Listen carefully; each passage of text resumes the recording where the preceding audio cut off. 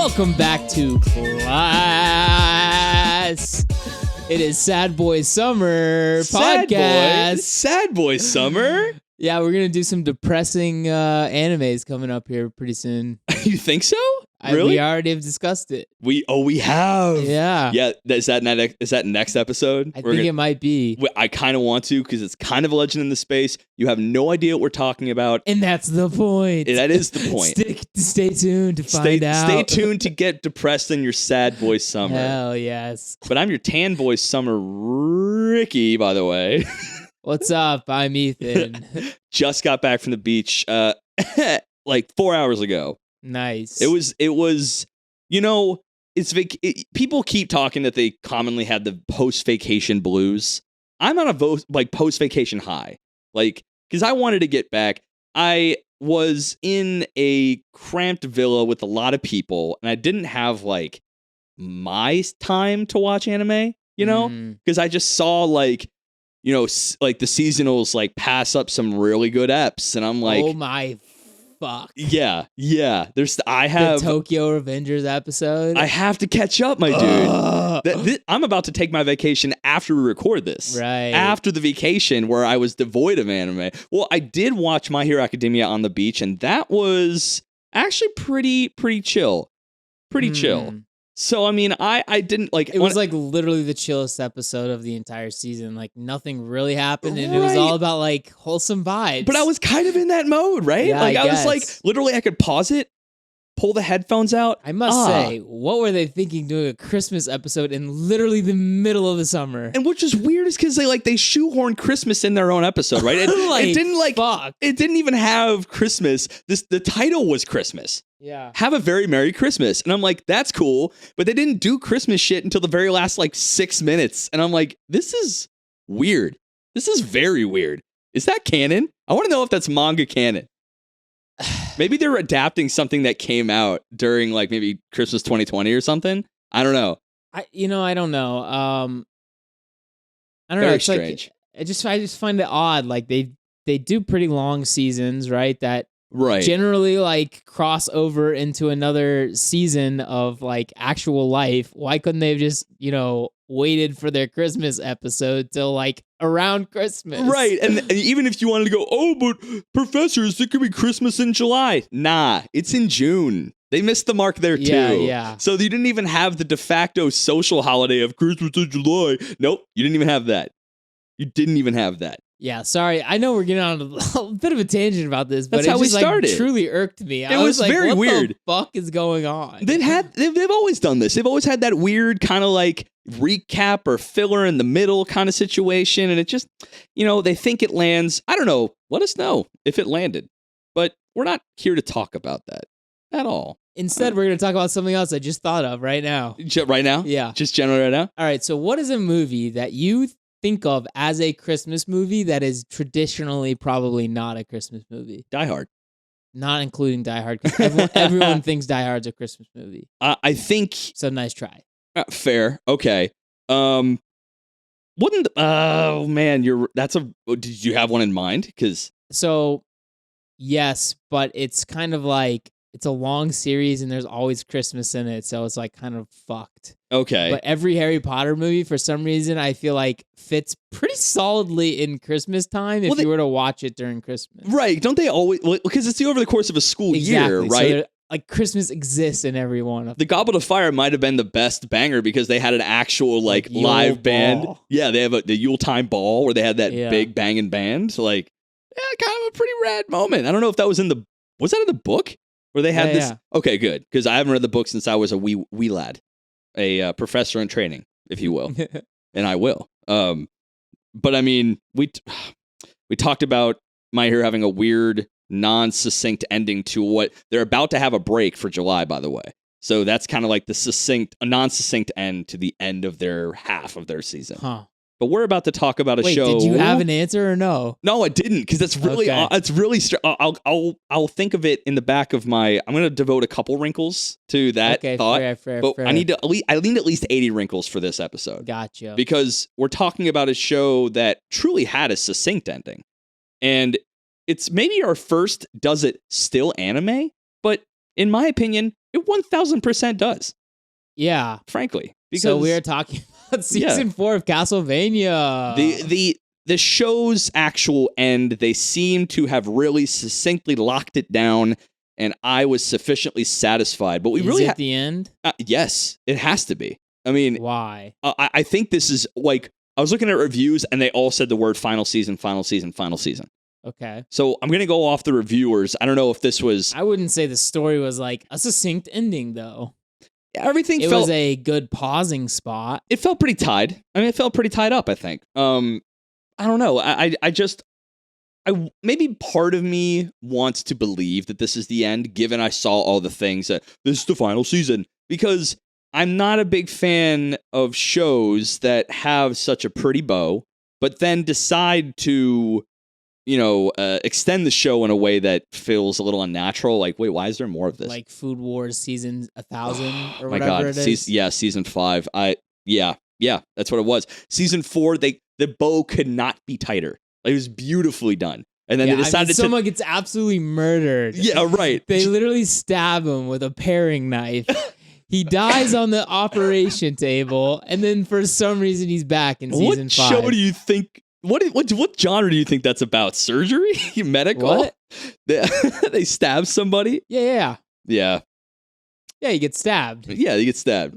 We watched the same show, right? I didn't realize you watched Food Wars. Yeah. He gets killed in episode 1, and he's back by season 4 ending, and he also dies then.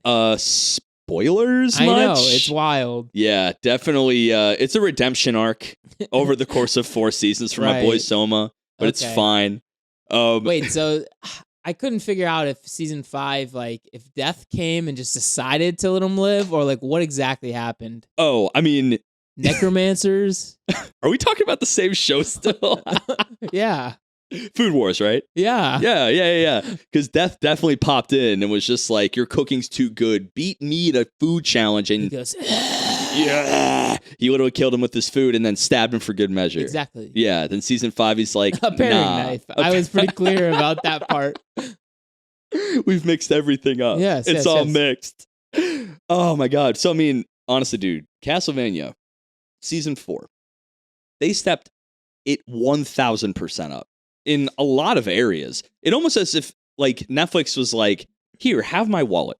Powerhouse, have this. So that is something I was thinking. If this is like fully like everyone decided this is the last season, maybe they had like additional budget for another season. And they just said, fuck it, we're gonna throw it all into one final 10-epper. Yeah. Because every single episode had animation that I think is better than anything I've potentially ever seen before. Ever is quite a bold word. I'm not quite find full a better out. one. I'm not quite find a better show. Triple B. This is definitely better than that. It's crazy. There's a lot of good Triple B animation. Like, I don't know. It almost felt like a perfect blending between Western aesthetic and Eastern like techniques in fluidity and Sakuga, and there was more of a blending here, right? There was a game stepper. I meant to find me a show that beats this on a literal per episode basis. Might still lock into Triple B, but I mean that's 10 straight episodes of actual fire animation and like potentially scenes that I'm just like, this is kind of dumb, but they're just going like they're going hog wild, right? Damn. I agree 1000%. Like the scenes, like there's no business where this particular fight or moment or scene should have like top notch animation, and yet they decided to add it anyway. There's like absolutely screw it. I think that's what you said might have actually been true, because what gives it away is the season length. 10 episodes seem to be what Netflix would consider a full season for any show that's come out in the last like 4 or 5 years. All the big boys have 10 eps. They all have 10 eps per season. Like what? Recently, Shadow and Bone, which is kind of this convoluted but also weirdly tropey fantasy Game of Thrones Avatar Last Airbender kind of mix. But again, 10 eps. 10 eps is the length for a show that like Netflix has kind of decided that they're going to go full hog into. In terms of budget, in terms of runway, you look back, I mean, they're all kind of that way. The last one, I don't think that was kind of like that with Series of Unfortunate Events, but God, what a show.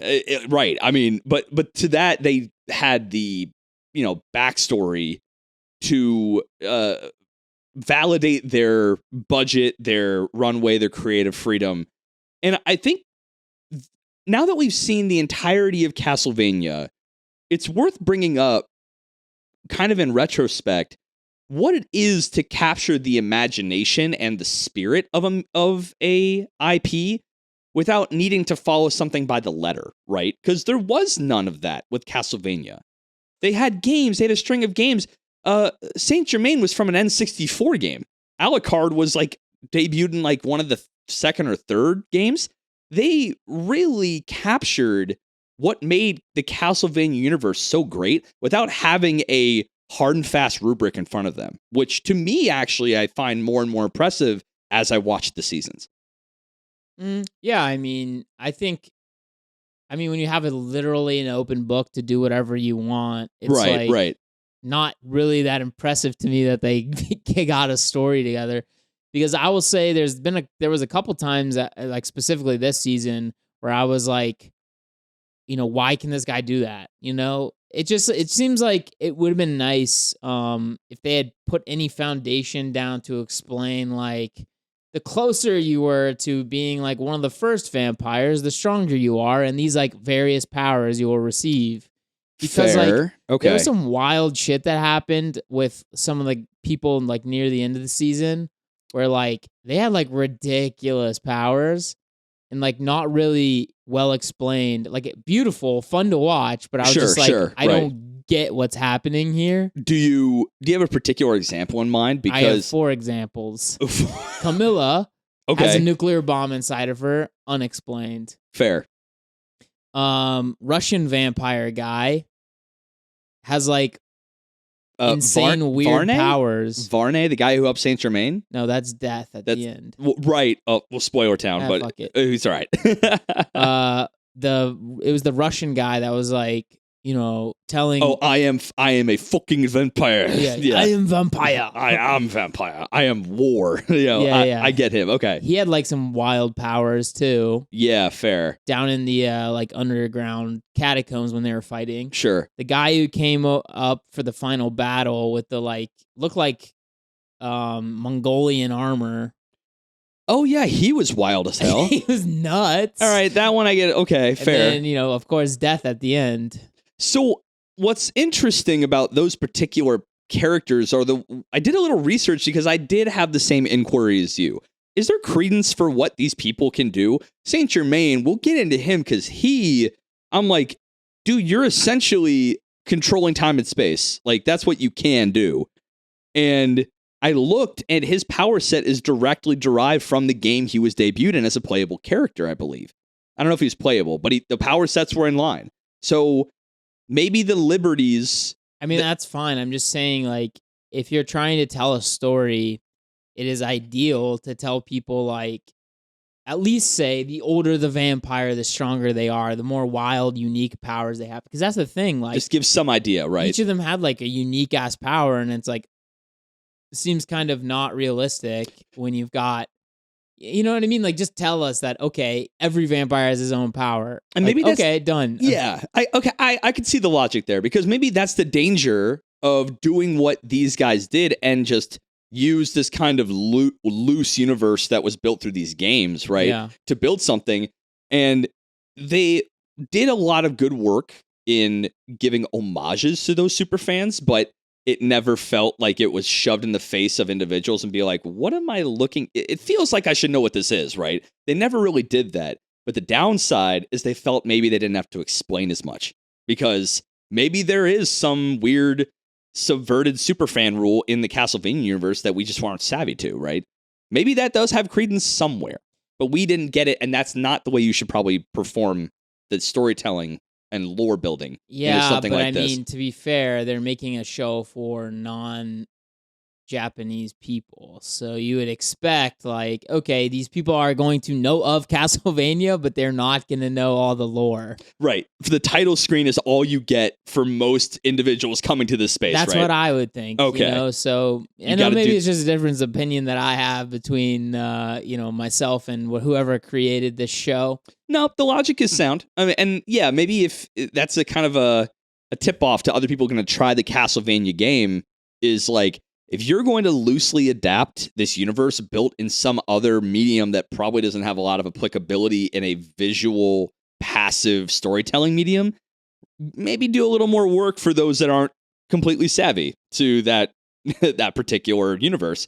I think it's probably just laziness, saying like, yeah, we get to make them do whatever the hell we want, and not just like do a one-line throwaway about like, this is how vampires exist. Are all vampires nuclear bombs? Well, too bad. I guess they That's are. What I don't understand. Maybe they are. Like, who knows? What the fudge was that all about? Maybe why were her eyes bloody? Like, what was happening there? And actually, you're right, because wasn't in like week 5 in the intro when Trevor and Silva is basically going around like fighting things and kind of that montage scene, and he stabs a vampire in the chest and it didn't explode. Yeah. So like, okay, there's kind of some light inconsistencies here, which is interesting. Well, like, I would have been understood if it was his Forge Master knife stabbed her and then she exploded, because his knife is wild. Yeah. But she killed herself. She did. She went full nuclear. Yeah. She didn't have a special sword. Like, her sword wasn't, like, obviously strong, but, like, it wasn't special as far as we knew. Right, because... I don't know. This is, like, kind of not a super important part of it, but I was just, like, a little baffled by the fact that they decided to not explain at all what the, like, differences between all the vamps were. Well, okay. Let's turn it on its head, because that might be a matter of perspective, because you think you're onto something where this show is actually quite good at lore building for what it had to work with.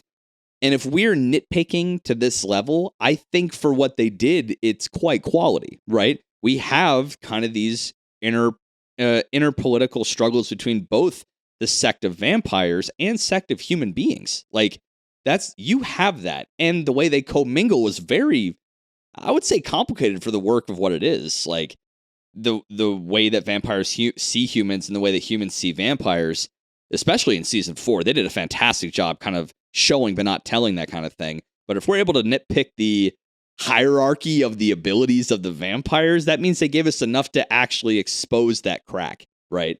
To actually see, like, okay, you did all this work, but here's that sliver that I'm not cool with. I think any show like that is a required piece of the puzzle. Otherwise, what's the difference between a vampire that was turned yesterday and one that was turned 3,000 years ago? Did you feel like that was shows like True Blood do really well? Okay, the older the vampire, the stronger. Okay, the originals, Vampire Diaries. The older the vampire, the stronger. Like, there's certain sire lines in some of those shows that are interesting. Where like, in for instance, the Vampire Diaries like show, if the first vampire, like the originator of that line, gets killed, everyone else dies out. Makes sense. Which would have been interesting, except for no one would exist because Dracula died. Fair. And yeah, exactly. Then the whole threat would have been gone, right? We wouldn't have a show. But I guess you're right. To that point, though, the way I see that level of gap in detail, if the narrative as a whole for any of these major characters were actually, I don't know, impacted in such a way, and maybe death is the only exemption of the 4 that you had mentioned. Whereas, think the Camilla Isaac fight, right? Like, her going nuclear, what the end result wasn't anything that was earth-shattering outside of her own death, right? We're going nuclear. We're going vamp nuclear. No shit, don't do it. Just blow up the whole fucking castle. Why aren't you? Like, what? Yeah, right. But Isaac still lived. We're already in Spoiler Town now, so I mean, you already dropped it. So we're in Spoiler Town now. There was no outcome that was different because of her performing that last kamikaze-esque act. Outside of what would have happened. Camilla is dead. Isaac's alive. Isaac gets to, convene post-fight with Hector about his plans. Like, it all would have gone on, right? Death, and honestly, even death. I mean, like, us not knowing the origins and the validity of what they can or can't do from this power system standpoint, they didn't write it in such a way that was integral to the narrative's, through line that, like, if she had gone nuclear and killed a bunch of major characters, yeah, you better tell me why she's able to do that, because that has huge implications in the story. But it didn't. I don't know. And maybe that's just like their excuse to not necessarily. I think that's true, but yeah. I don't know. I just, as a guy who likes all the info given to me. Yeah, right. When I am robbed of that opportunity. Okay, here we are. All right, and that's a fair thing to have. Like, I want to see some real robust world building, and I do enjoy that. Yeah. What's so effing hard about telling me what makes certain vampires stronger than others? Like, that doesn't seem very difficult of a throwaway line to explain. And generally, it's age. So, like, come on. Would we complain that they just threw it away in a line and didn't go deeper if they gave it to us? They were like, the older the vampire, the stronger the vampire. I'd be like, well, there we go. Here we are. That's all I need. Because you're right. It wasn't consequential, but a throwaway line would have been nice. It would have been great. But I mean, I think we should give a little context, because we haven't actually talked about season 2 or 3. Are you sure? I'm pretty sure we talked about season 1 does an anime, or season 2. We talked about, I think, multiple of the seasons. I think we talked about season 1 and 2. We're gonna go. I guess we'll find out. But where we are at the beginning of season 4, because it is a little important to know, we do have Trevor. And, did we talk about Saint Germain in the last one? Maybe we did. Yeah. Trevor Belmont. And his voice for the dub is really good.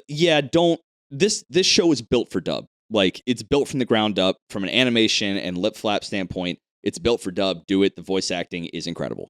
Where we are at the beginning of season 4, Trevor and Silva, and in a way Saint Germain as well, they kind of triple threat this occurrence that was happening in a town, and there's a big battle of this town subjugating its people to summon what they, I believe, called the Visitor. And they kind of had this nice ending to that, but what it did was cement Trevor and Silva into Sypha into, thank you for correcting me there, because I will get shit for that, Silpha, for basically a life of demon hunting together, a life of horror hunting, if you will. And we kind of open the season with like a 6-week montage of like a fight scene for every week since their major battle at the end of season 3. And I actually super enjoyed that, because you slowly saw the character of Silpha? It's Cypher. There's an R in that name? I thought it ended with an A. Well, Cypher. Cypher. No. Swear to God. I thought it was an SLY. Oh, okay. Silpha. I'm going with Silpha. It's not that. It's Scyther the Sky Dragon is basically the executive producer. Okay, I guess we only talked about season 1. That's what I felt like. Okay. But I could have sworn we had like re-upped, but I thought we did 1 and 2 maybe, because 2 was 6 eps, 1 was 4. Oh, yeah. Sure. We didn't. I don't know if we did season 3. I like season 3 because it was much more of an isolated story in one town and a really strong Dracilian influence on this particular town. I like that word. Yeah, thank you, Dracilian. It was rather fascinating because it's all structured from season 1 onward of people, entities, groups trying to get Dracula back for various reasons. And I kind of, I like season 3's reasoning. But season 3 was the best of what it had, because it actually had a through line. It didn't feel like Netflix threw it together, or Powerhouse was given so limited time to do something. Season 3 felt like a concise story, which is great. But season 4, I really enjoyed the character development here.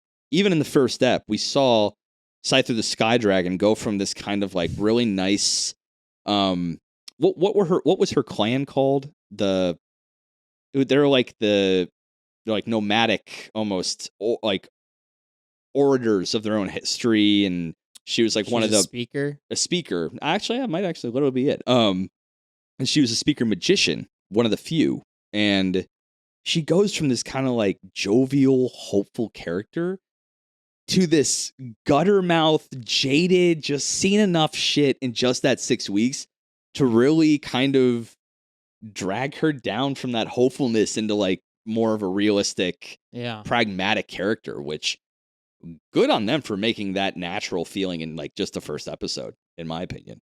Yeah.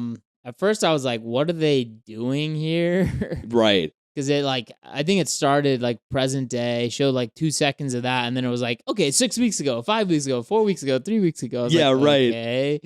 I enjoy it. But I think he did a good job showing like this has been a absolutely never-ending crawl ever since the end of last season.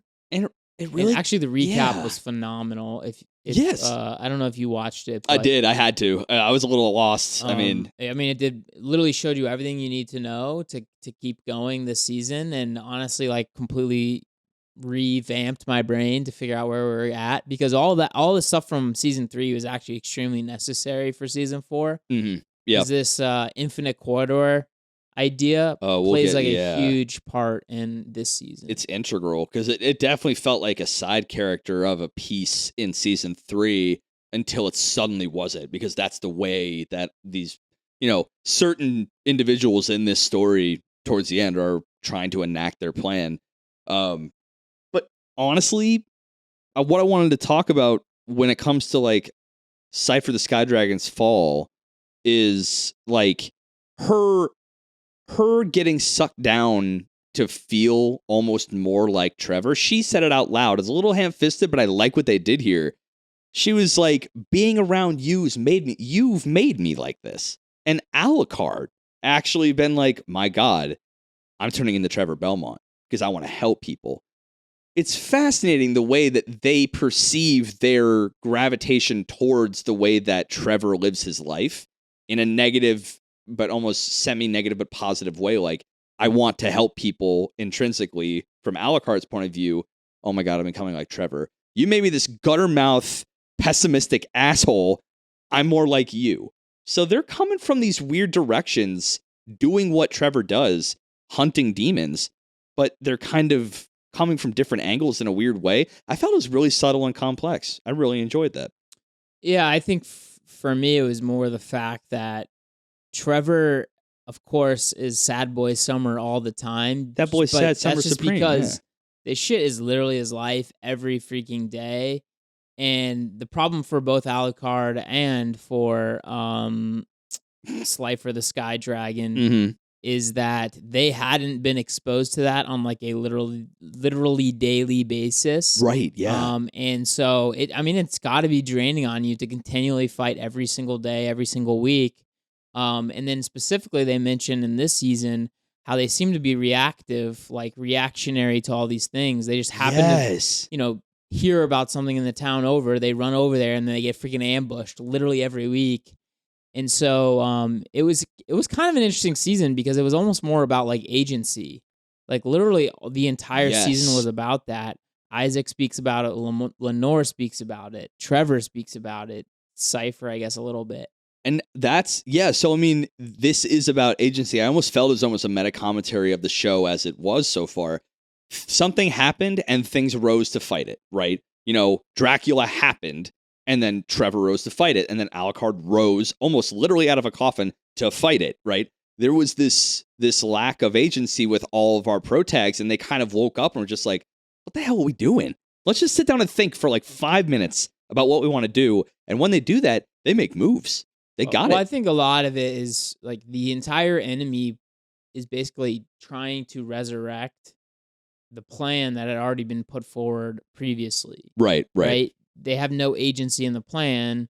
They're just trying to like get that back going. Yeah. And I think Isaac really, of course, he was one of the main characters of the season in terms of this theme motif. Yes. Yeah. This I like motif. That was good. Thank you.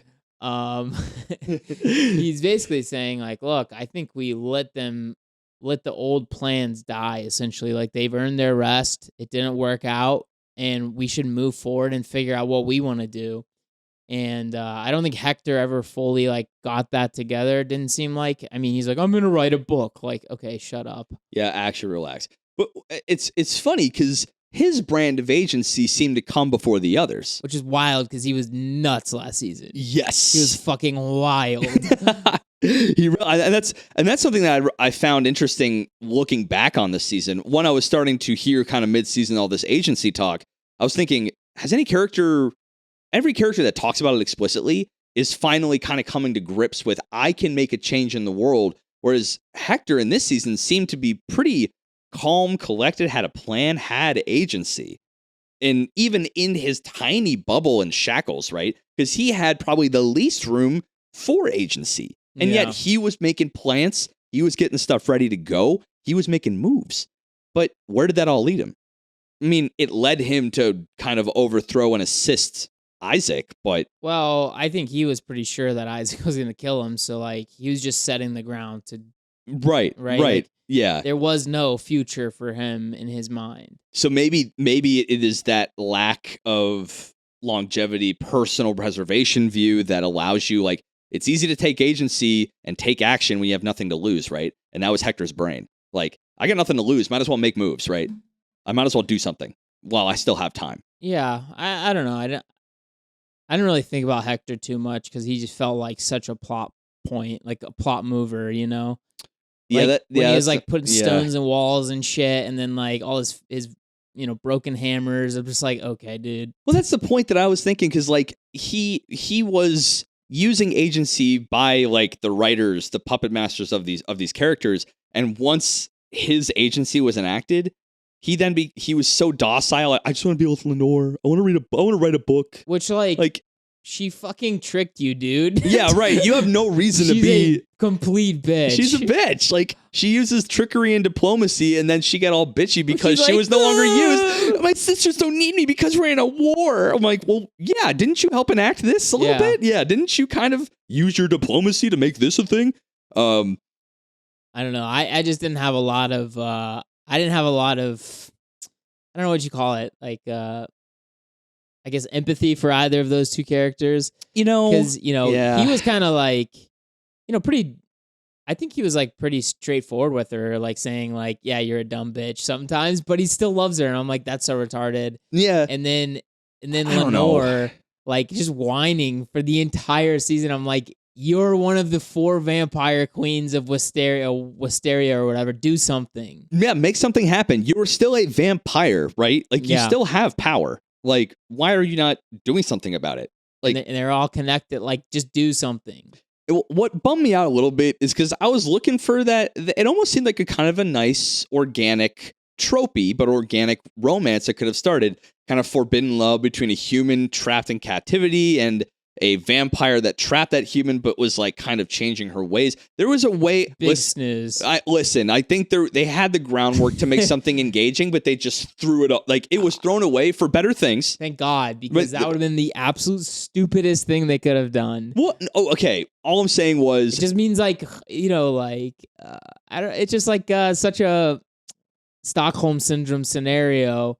Where the guy's like, yeah, you did trick me and really ruin my life, but I still love you because, it's just like, I don't know. I don't like that. It's icky. Right. What I was hoping to have happen, and this is me, if we're going to fix it, this is how I would have fixed it, that he was playing a bit into the Stockholm. They should have just dialed down his obsession with her to like 1, right? Yeah, and she was growing an obsession with him. It's like a reverse Stockholm where she's kind of falling for the captor, and then he's like, you realize you fucked me over forever. Do you actually give a shit about me? If so, let's do X and find out. Like, let's help me kind of roll some of this. Camilla. Yes. Yeah. Help me roll some of this back, and then we'll see what you're doing to commit. She commits. There we have organics, right? We don't have the Stockholm shit.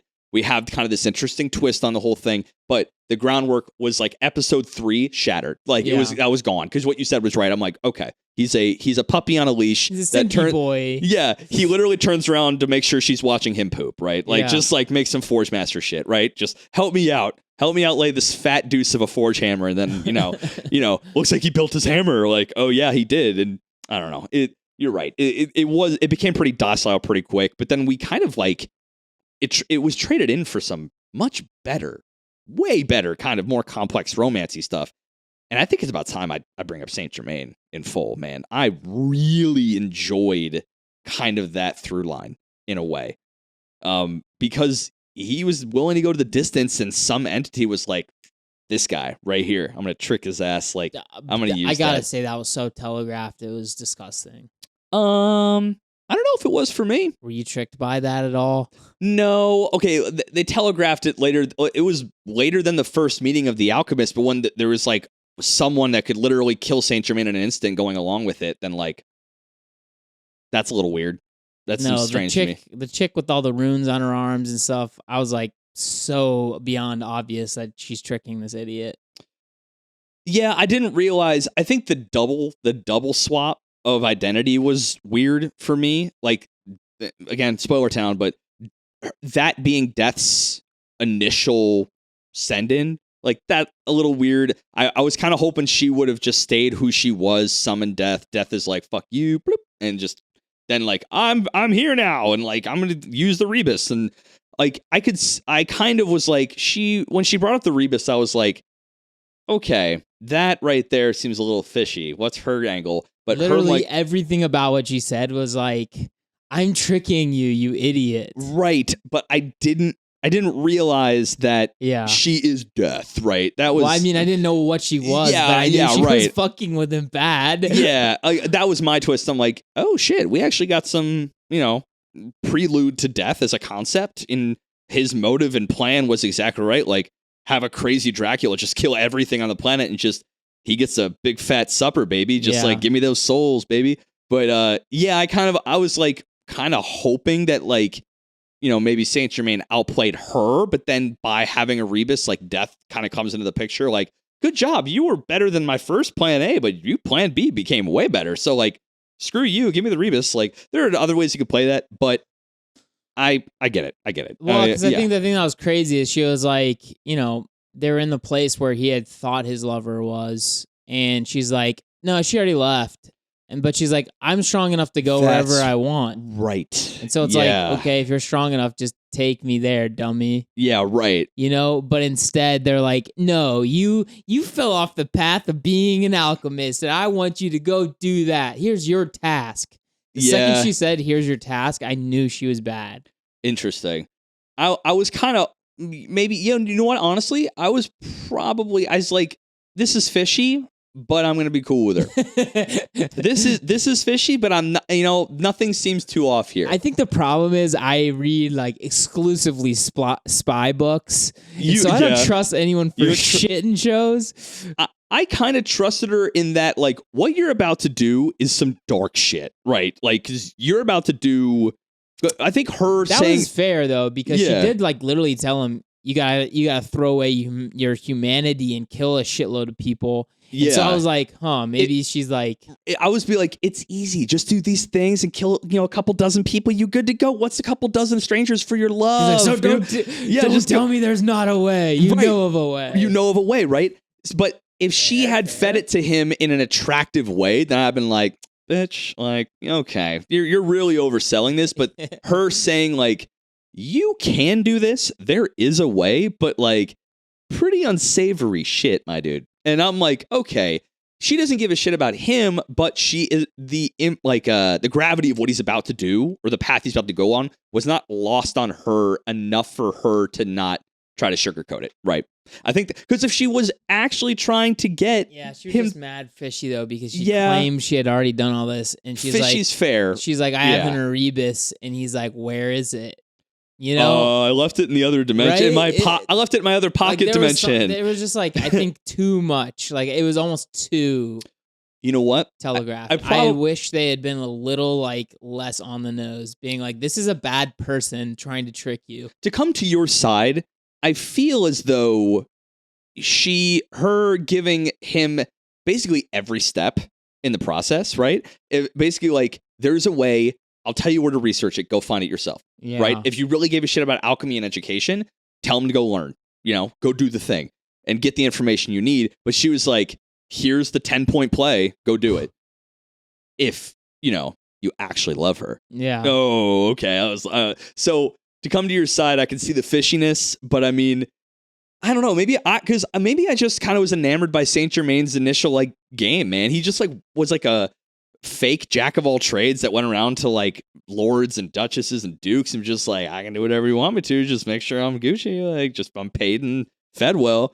So I'm enamored by the character that Saint Germain is because he's just a guy getting by and doing some dark shit to do it. Like, I don't know. I kind of attracted to a character that's willing to throw it all away for like a singular cause, whether he's duped or not. But that makes for interesting like character development because. Okay, I'm just gonna say my piece to, disagree is he's clearly immortal. Yes, he has nearly infinite time to figure this out. So why go for the easy like kill all these people method? Also, there's been like a bunch of weird things that were happening with his girl in the Infinite Quarter. Like you'd see her, she'd like send him away with some like stone or something. Yeah, right. I'm just like, what is happening with this chick? And did we get much resolution on her either? No. Yeah, right. So I think that's a common trope. I mean, a character that seems to mean well, but is so fixated on something that the tunnel vision closes in to a singular point.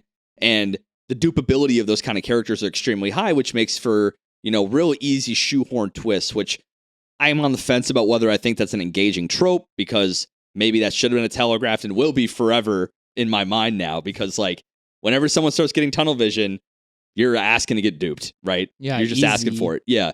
So, I mean, I'd like to see a character that still has the wherewithal, kind of what you said, like, I have infinite time. I might as well find another way to do because this. like what she was saying to him was true. He had like stopped doing anything related to like alchemy, like finding the, whatever magnum opus Erebus thing. Yeah.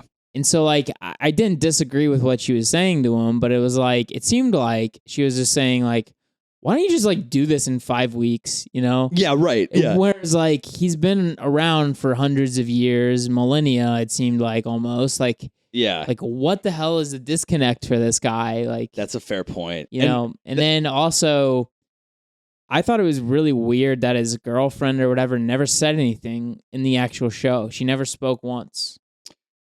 Yeah, and so I couldn't figure out if that was like a thing, Well, it's to bring it to a very strange kind of correlation, and just kind of let me have mine real quick. All right.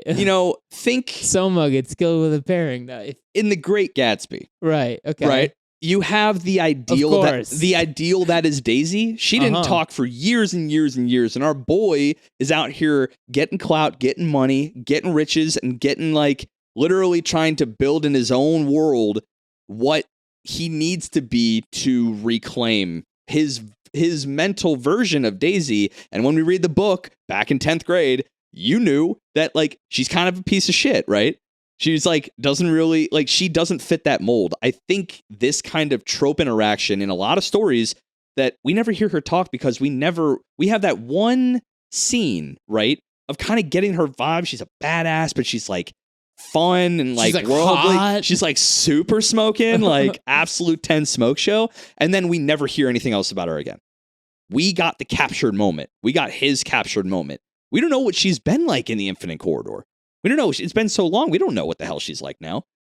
That's another question that I would pose them as like a creative staff is like, do you really think somebody that's in an Infinite Corridor that's by themselves could potentially not be insane by the time that he reached her?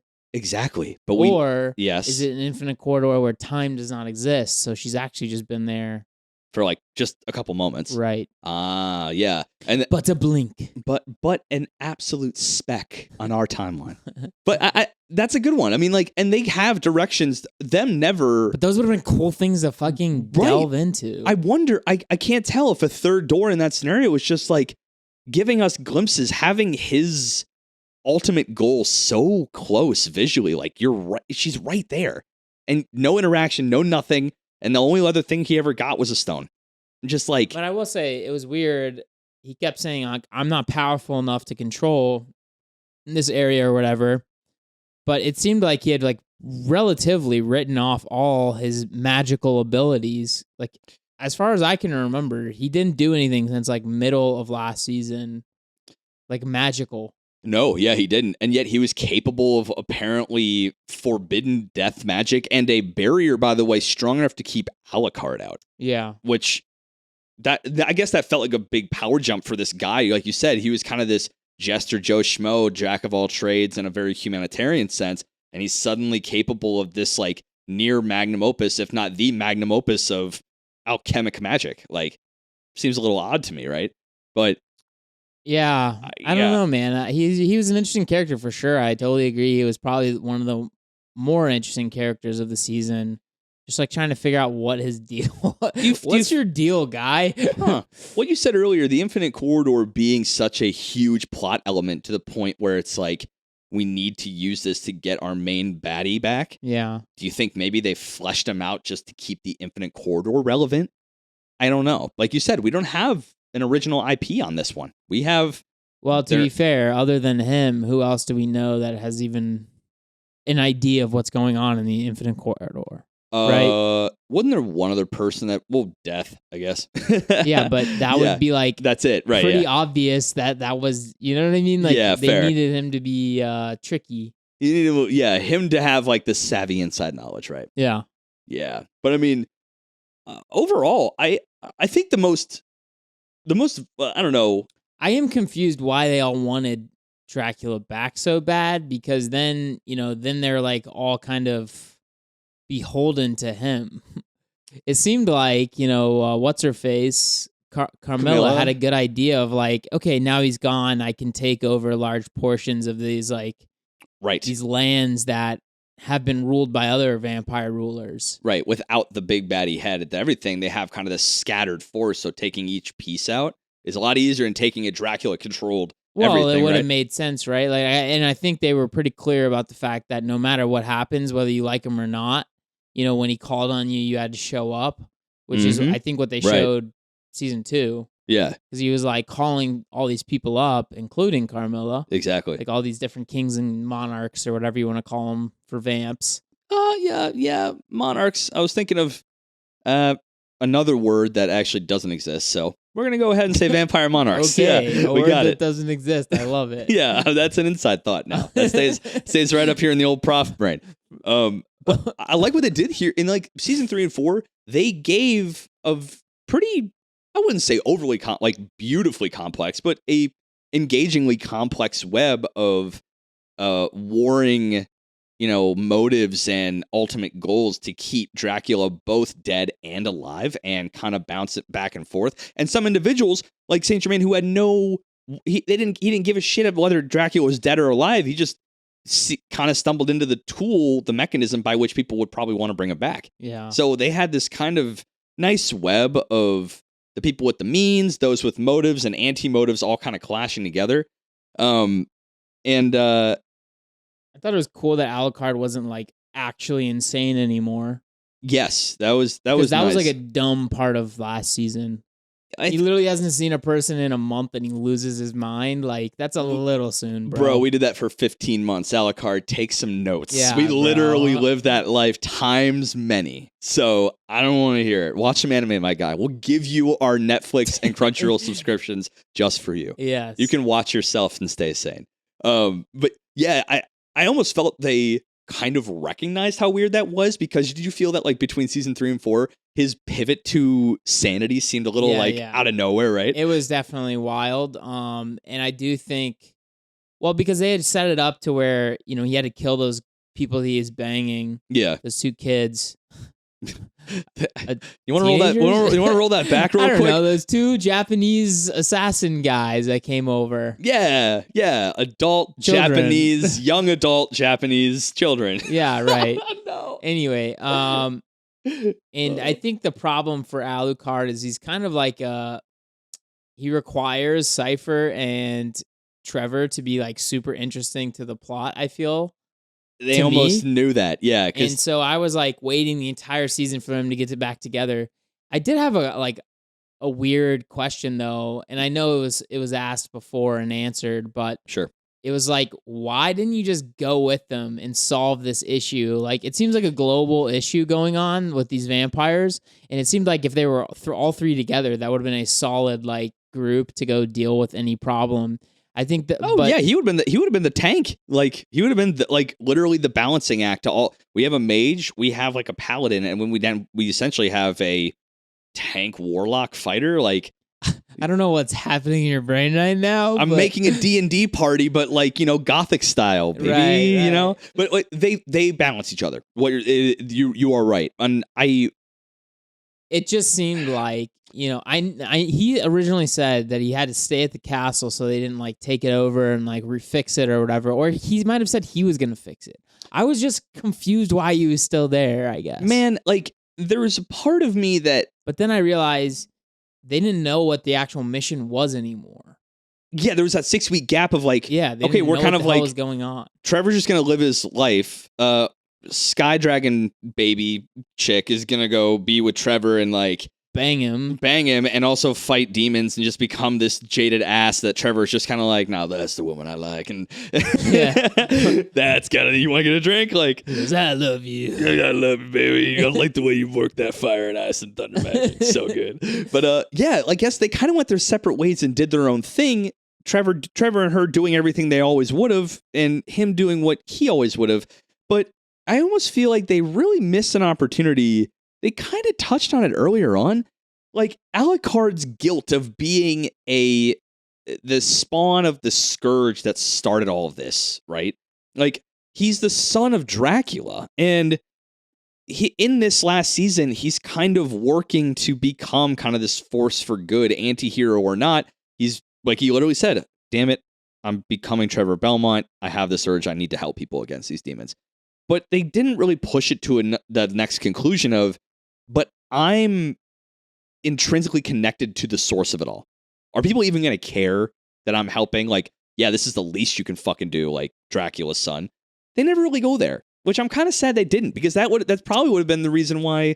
What I thought would have been interesting is if they had basically, because he is, I don't know, if they'd given me some kind of hierarchy, this would all have made more sense. But like, to me, if you're talking monarchical societies, the son of whatever, monarch exists is generally then, replaces him. Yeah, right. So I was thinking it'd be cool if like just like random freaking vampires just started showing up and being like, yo, give me the castle. No. Or like, I want to serve you. Oh, both could be true. Right. Like, he's no Dracula. He may be his son, but he's no Dracula. Some try to get him. Wild strong. He is crazy strong. But again, some try to serve him. Some try to slay him. That would be that again. That'd be a really interesting dynamic, because then his like reasoning of being insane makes sense, because all these people are coming to him with like either deceit or destruction. Yeah, and it's just like, that could weigh on his soul. Yeah. Whereas like in my opinion, solitude for somebody who's 1,000 years old or whatever the hell. What's a couple months? He was asleep for 500 years, I think he said. It's like, why are you mad after a month? You've gone nuts. Right. And wow, that kind of opens a little bit of a Pandora's box and stuff that didn't explore, because part of him is still human, right? Yeah. His ties to humanity are not completely devoid there. So I looked shit up, and we're going to get to it, but it was just like, what the fuck am I reading right now? Oh yeah? Yeah. Like, yeah, serious. Like, I don't know, man. I just feel like they could have gone a lot of places with Alucard's what character. Like, as he's being keep going down your hypothetical trail, he's being attacked or he's being served by other vampires. Both would make him think on his human side, like, am I just kind of rebuilding what my father sent away or turned the world into chaos? Am I becoming him again? But in a more real sense, because he now has a squad, or he has people that he's just slaying left and right. And the human side of him, which Dracula never had, could have been explored. Like, is this the way we want this to go? And you can have conflicts like that internally in how you're running vampiric empires. Interesting. Yeah, again, I thought that would have been interesting, but also, like, is there an actual way to coexist between humans and vampires? He would have been the one, literally, right? The perfect guy, right? Interesting to like explore. Because Camilla's take was clearly wrong. Like, kill 80% livestock, the other 20. So that would have made sense, though, and I think that's what the other sisters were saying is like, I like them a lot, actually. That was a survival plan that would have worked, but Carmilla's problem is she just goes freaking nuts. She has too much thirst, man. The thirst How is a little much time on our bloody ends. Yeah, the thirst is a little too real. That's kind of too much time on her hands. That's what Lenore said. She says when she's alone, she schemes, she gets in her own head, and she's just like, I want fucking more. And it's like, well, her line was powerful. When you have everything that they quote unquote took from you, will you be satisfied? Will you be happy? I may not be happy, but I'll have that. Yeah. That was like interesting. That's the logical conclusion I'm looking at. They were, for sure. Like, each of their kind of like ideals was pretty interesting, especially Carmilla. Well balanced. Yeah. Just like, well, I think she just explained it well. Like, they've been taking from us, blah, blah, blah, but at least I've taken it back. You know? Right. It doesn't matter if my happiness isn't important. Yeah. I've taken it back. And it's funny because like Lenore said, once when it was us four, we were in perfect harmony. We all had what others lacked and we played on each other. But when one was removed, it all fell to shit, right? But I think that is kind of like just an overall kind of, I guess, analogy to like real life for us, right? Balance, moderation. Balance is important. But like they're so worried about like getting ahead, but they don't realize what that means and what do you do after, right? Like nobody has real long-term plans. It's all like short-term shit. Right. And I think that's like Carmella's biggest problem is she's just like, I'm going to take over the world. And it's like, okay, but then what? Yeah, right. And when everyone else is dead, like you're not even using livestock anymore. What happens when everything is taken? What do you do to keep it? It just kind of seemed like Lenore had realized that. And she was just like, you know what? Like, deuces a little sayonara. Hey, Hector, you want to run away? Bitch, no, I'm going to write a book. Like, no, take your ring back. I don't want you anymore. I don't think that's how it played out. It didn't. That's kind of how I was hoping it played out. But Striga and Morgana or whatever, that was an interesting fight when she put on the sun armor and just went absolutely buck wild. The anime, yeah, you might actually be, in recent memory, I haven't seen a show that looked better consistently ep after ep. I'll give you that. But I will say, weird that like she slaughters a group of farmers and then catches a conscience. Like I was just like a little bit baffled by this because that is literally the plan that they were sent to. I kind of carry out a bit of disagreement because I feel as though what was the kind of like the smaller one's name again of the two? Morgana. I think, Morgana. Yeah, like that. Yeah. The way she tried to, because she's like the reasonable, practical one of the four. Like she knew how to like set the plan up, make it consistent and sustainable. I don't know. They are good because they're opposites together. But when she was given a message via the language of battle, right? It's what she said. They weren't scared men. They were men who were willing to die here for their land, like for their piece of the pie, right? And that she can understand, I think, more than like, listen to me, like, here's the practicality of it. Like, no, fuck you. This is the mission. She comes back, and when she completed the mission, she's like, but I didn't see scared men. I saw people willing to die. And maybe this is not the way to play it. I kind of like that because it took that whole scene to fail to convince her, but one battle was the thing that got her. I don't know. I think the only thing that it explained to her is that this will go on forever. There's no winning this war. Fair. Right? And she says that. She literally says we win all the battles, but we lose the war. And I think that's what it is, right? Is because people will always be willing to rise up. But it just seemed like, to a feudal end, sure, like she would always win the battle, but she would have to keep fighting it. Like, yeah, but it just seemed like sort of a counterintuitive to their kind of like plan they had literally all agreed on like a week ago. Yeah, I think didn't they talk about that? Like when we're away from Camilla and her quote unquote spell, which is more of just her reasoning and logic and philosophy is intoxicating to them because they're vampires. They inherently thirst, right? So when they're away, they kind of are not under that influence anymore. And they came back and they're like, that went nuclear. Do you want to get a cabin in Cabo? Yeah, let's go do that. We're going west. We're going west. Like, let's just do it. So, I mean, I applaud this show because it managed to make a pretty intricate web of things in 32 episodes total, by the way. Shockingly succinct for what they delivered, I think.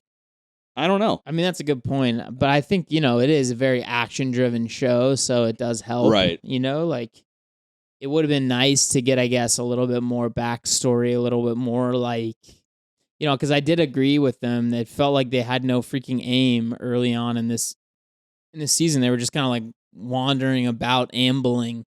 And, I was like, what is their goal? Like the two of them at that point, it made no sense. Yeah, I think that's where the proactivity conversation came up, right? It's as you said, right?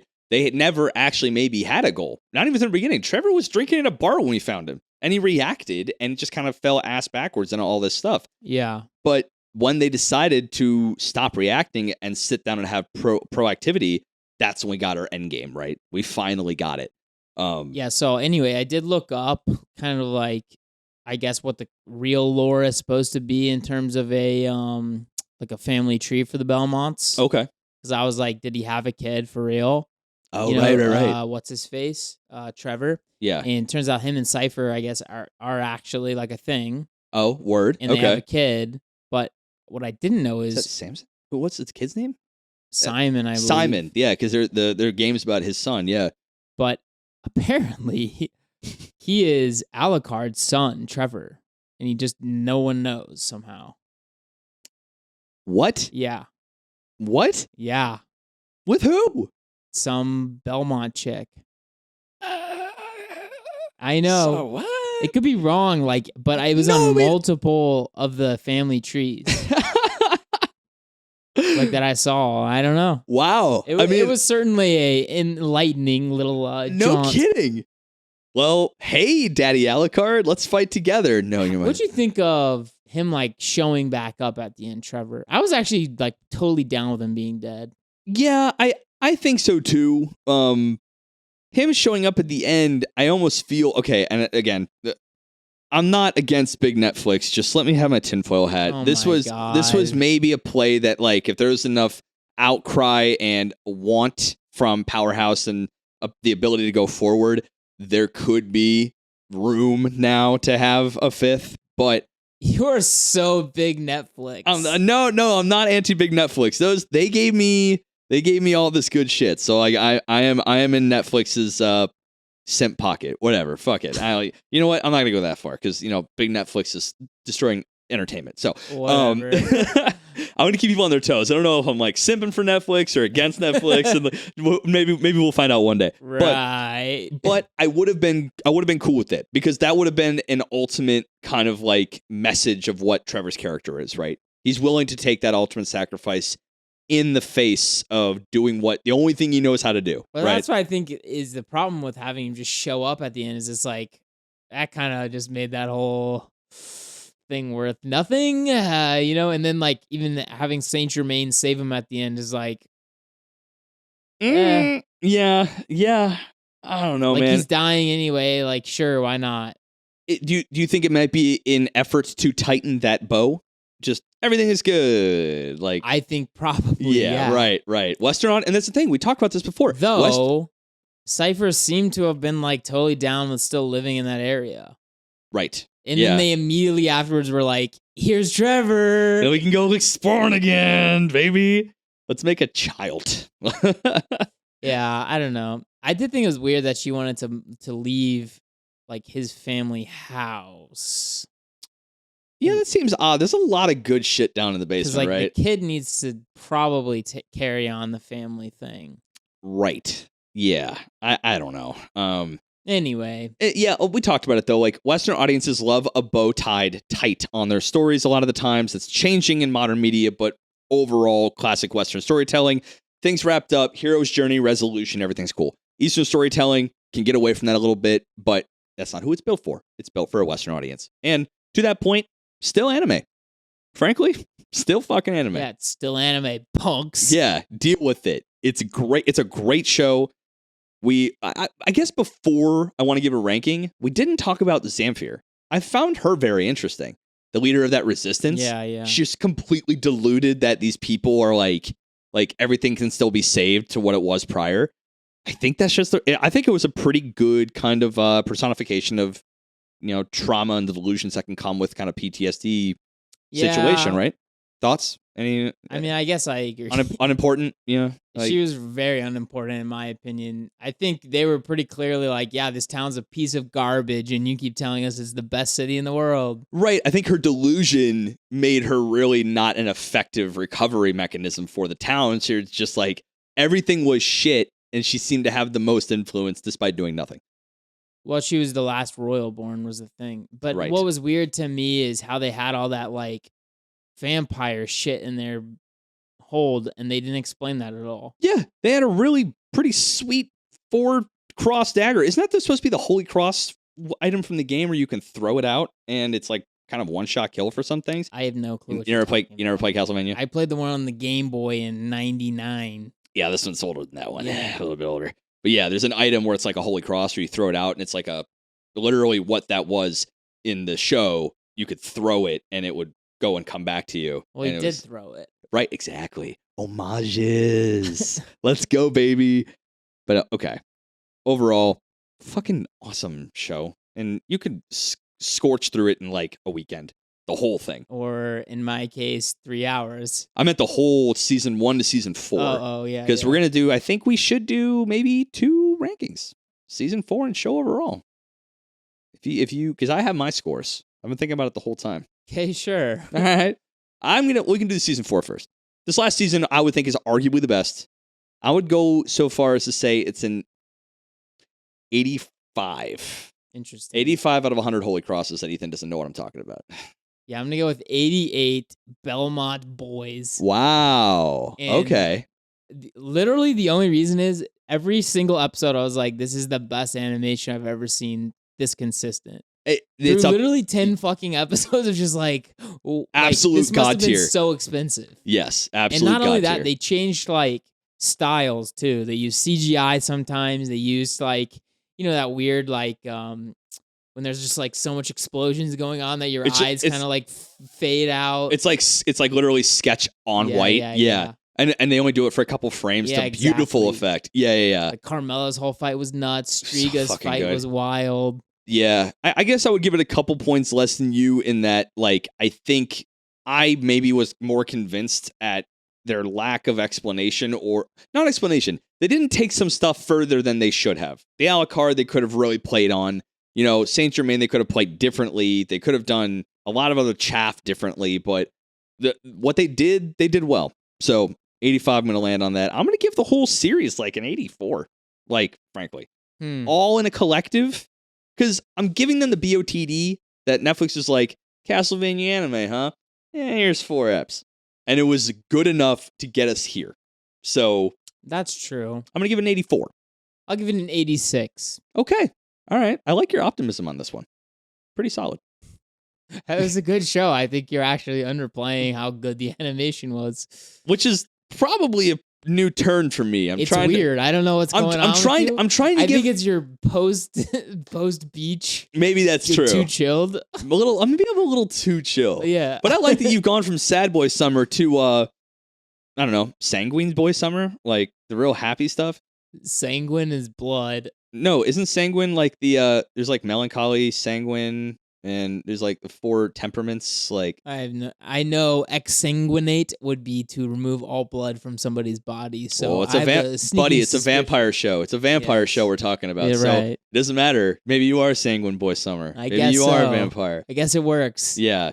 But you've gone from sad to satisfied boy summer. Well, we'll see how sad we are next week. Oh yeah, that's a So the options are we could do Record of Ragnarok because that's hot right now. It is hot right now. Or we could do the original Sad Boy plan of Grave of the Fireflies. You dropped the bomb at the end. If you listen to this song, you actually would know what we're doing next week. Yeah. Yeah. I think you know what? We've been doing a lot of like the hot hits lately. Maybe we bring it back and do a Grave of the Fireflies. Get our cinematic game on lately. Okay. All right. Yeah. Potentially. Between those two. But you'll never know until you listen next week. But thanks for coming to the class this week. Woo! Like us on YouTube, like, comment, subscribe. I'm actually getting them up this week. Vacation is over for me, so it's back on the old grind. If you want to listen with just your ears and not your eyes, all the links are in the description. Apple, Spotify, everything in between. And all our socials are down in there on Spotify and on YouTube, and any platform is going to have all of them. So Patreon.com/Weebology. Come over to the Discord, $1 and up. $3 and up gets you our syllabus sidebar, our lo-fi, high vibes, sometimes anime, sometimes not, sometimes visual. You still got it, folks. I do still got it. Podcast, I would call it a podcast. It's a multicast. It's multiple medium. Different stuff. Different stuff. We get to play around in the inner sanctum with new content. And if you want to see it fresh off the process line, I thought I had it. No, I don't have it anymore. He's lost. Yeah, I lost it. As quickly as I got it, I lost end it. Fine. I'm going to go end it by watching anime I didn't get to watch on the beach all week. But all right. Until I can actually re-snap back to reality, I'm Ricky. And I'm Ethan. And this has been Weebology. Deuces. I'll be a real professor now. You know what? No, fuck it. I do. You can re-rise. I'll re-rise. I'm still mentally on the beach.